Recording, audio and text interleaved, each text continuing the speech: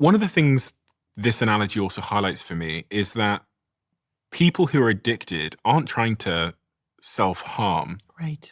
And this is kind of the prevailing narrative that if you're like, why would you do that to yourself? Right. Whereas when I look at this analogy, I go, actually, what they're trying to do is to deal with pain. And we're all trying to find ways to deal with our pain. And but in this analogy, what ultimately happens, and I guess is what's happening with addicts, is the way they're choosing to deal with their pain is becoming self-destructive, and that's creating more pain. Right. And it's this vicious downward cycle. Yes. And I think that sort of reframing of what's going on there is really critical because, again, it begets more empathy. Absolutely. I agree with you. And I think, this metaphor, it makes an assumption that we all start with a pleasure pain balance that's level with the ground, but actually that's probably not true, right?